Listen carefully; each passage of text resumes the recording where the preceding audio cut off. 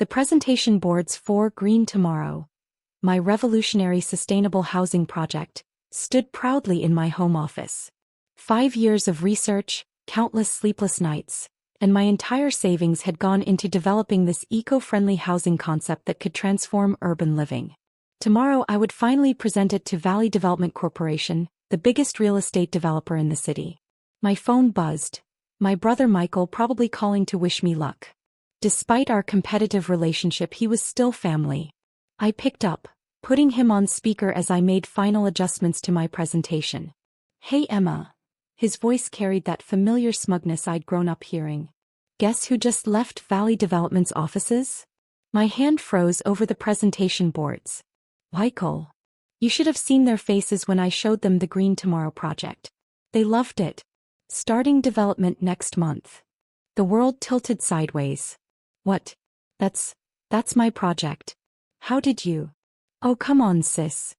He laughed. "You left your laptop open during family dinner last week. It's not my fault you can't secure your files properly. Besides," his voice took on that condescending tone he'd perfected over years of being our parents' golden child, "they'd never take a project like this from a small-time architect like you. It needs someone with real connections." My throat tightened. "Michael, I've worked on this for 5 years. You can't just..." "Already did. Contracts being drawn up as we speak. Thanks for the project idea, sis. Maybe next time keep your work to yourself." The call ended, leaving me standing among the presentation boards that now meant nothing. My brother, the successful real estate developer, had just stolen 5 years of my life's work. I sank into my chair, staring at my phone. Then something caught my eye.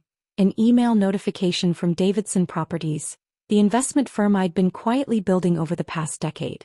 While Michael had been flaunting his success at family gatherings, I'd been carefully investing every penny I earned from my small-time architectural projects. The email was about a prime piece of real estate that had just become available, the gleaming office building that housed Michael's company, Sterling Development Group. My hands stopped shaking as I opened my laptop, pulling up my investment portfolio. Michael had always underestimated me, seeing only the struggling architect working from a home office. He had no idea about Davidson Properties, the company I'd built under my mother's maiden name, now controlling some of the most valuable real estate in the city. I dialed my lawyer's number. "James, remember that building we discussed last week? The one housing Sterling Development? I want to buy it, whatever it costs." "The owners might not want to sell," he cautioned. "Everyone has a price," I replied, thinking of my stolen project. "And I'm willing to pay it." The next week was a blur of negotiations, contracts, and careful planning. While Michael was busy presenting my project as his own, I was orchestrating the biggest real estate deal of my career. The building's owners, sensing my determination, drove a hard bargain. But by Friday the papers were signed. I now owned every square foot of the building that housed my brother's company. My phone buzzed constantly with messages from family. "Mom, honey, are you coming to Sunday dinner? Michael wants to share his exciting news." "Dad, princess, don't be jealous of your brother's success. You'll get your chance." "Michael, sis, no hard feelings about Green Tomorrow, right? Business is business." I ignored them all, focused on the next phase of my plan. The building needed urgent structural repairs, according to the engineering report I'd commissioned. Repairs that would require immediate evacuation of all tenants. My assistant, yes, the small-time architect had an assistant, prepared the eviction notices while I reviewed the fine print of all tenant leases. Michael's company occupied 3 floors, their expensive offices a testament to his success. Success built on taking credit for other people's work. I picked up a particular eviction notice, running my fingers over the letterhead. Davidson Properties, Emma Davidson, CO. Michael wouldn't recognize the name. He'd never bothered to learn much about our mother's side of the family. Standing at my window, I watched the sun set over the city skyline.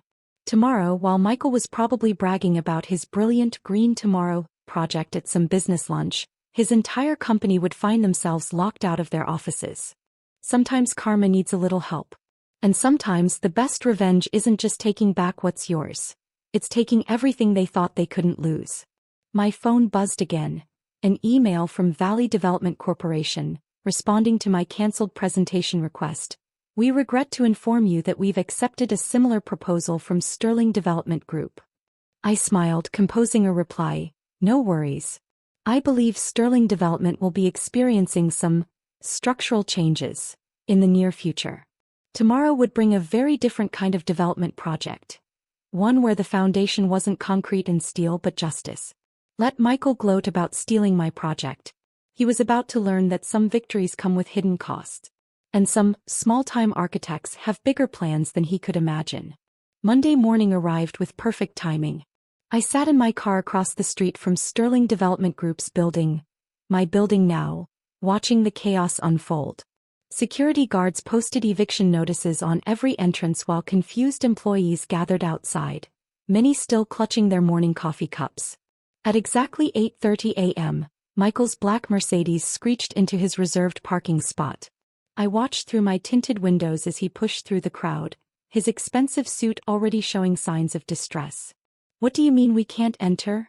His voice carried across the street. Do you know who I am? The security guard, professionally trained by my team, remained impassive. Sir, the building has been deemed structurally unsound. All tenants have been served eviction notices as per the new owner's instructions. New owner? Michael's face reddened. What new owner? I had lunch with Harrison Properties last week. The building was purchased by Davidson Properties on Friday, the guard explained, handing Michael a thick envelope. All the documentation is in order. I stepped out of my car, straightening my designer suit, bought with my investment profits, not stolen ideas. The clicking of my heels on the pavement drew attention as I approached the growing crowd. Emma. Michael's eyes widened. What are you doing here? We're having a crisis. Am I? I took the envelope from his trembling hands. Actually, I'm right where I need to be. Overseeing my property. The color drained from his face. You're what? Davidson Properties, I smiled, gesturing to the letterhead. Mom's maiden name, remember? Though you never did pay much attention to that side of the family. Michael's expensive watch caught the morning sun as he grabbed for the papers. This is impossible. You're just a small-time architect. Actually, I pulled out another document. I'm a very successful real estate investor. Have been for years. All those little projects you mocked? They funded something much bigger. His eyes scanned the papers, understanding finally dawning. You bought our building? Because of Green Tomorrow? Karma's interesting, isn't it? I watched as more employees gathered around, including his executive team. You steal my project, I buy your company's home. Seems fair. You can't do this, he sputtered. We have contracts, leases. All of which include clauses about structural emergencies. I pointed to the relevant sections. The engineering report, from a very reputable firm, suggests immediate evacuation is necessary. Could take months to fix. Years even. One of his executives stepped forward. Michael, what's she talking about? What stolen project? I pulled out my original Green Tomorrow presentations. Oh, you mean the revolutionary sustainable housing project your boss presented last week? The one he copied from my laptop during family dinner. The crowd's murmuring grew louder. Michael's face shifted from red to purple. That's a lie, he shouted. I developed Green Tomorrow myself. Really? I opened my laptop, displaying years of development files, dated drawings and research. Care to explain why all these files predate your presentation by 5 years? His executive team exchanged glances. In the corporate world, reputation was everything. And Michael's was crumbling faster than his company's supposed office building. Where are we supposed to go? Someone from the crowd asked. I hear there's space available in the industrial district, I suggested innocently. Though it might be hard to impress clients there. Especially with a stolen project.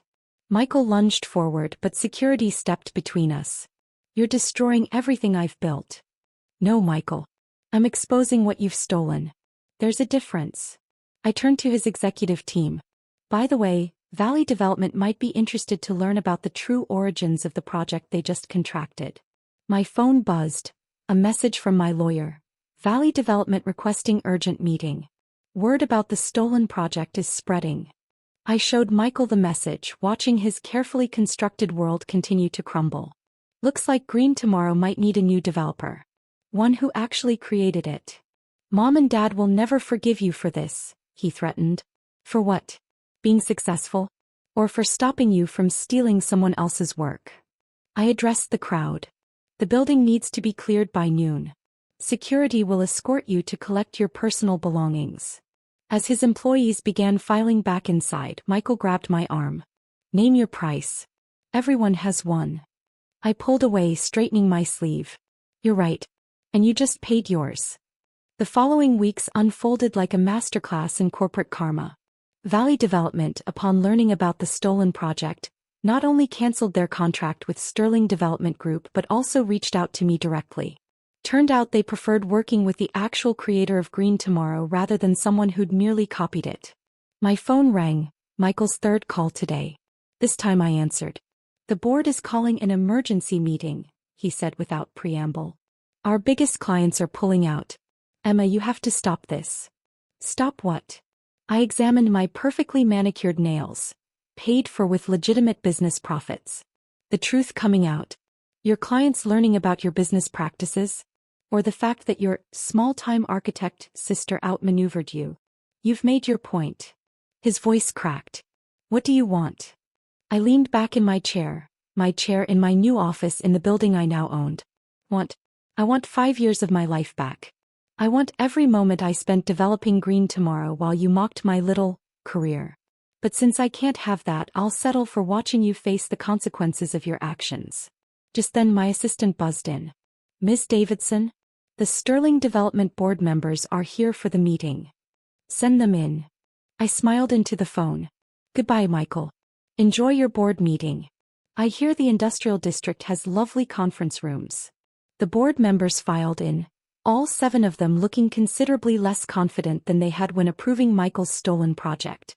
They'd requested this meeting after learning about Davidson Properties' connection to their eviction. Gentlemen, I gestured to the seats around my conference table. Welcome to my building. Miss Davidson, the board chairman began, we've reviewed the situation with Green Tomorrow and Sterling Development's current circumstances. You mean the stolen project and your lack of office space? I provided helpfully. Yes, he shifted uncomfortably. We've also learned about your impressive investment portfolio and development experience. The board would like to discuss a possible restructuring. I raised an eyebrow. Restructuring. We're prepared to remove Michael as CEO, another board member interjected. His actions have compromised the company's integrity. We'd like to discuss new leadership. Let me guess. I opened my laptop displaying Sterling Development's falling stock price. You want someone who actually understands sustainable development? Someone with proven investment success. Someone who isn't known for stealing others' work. They nodded eagerly. The irony was delicious.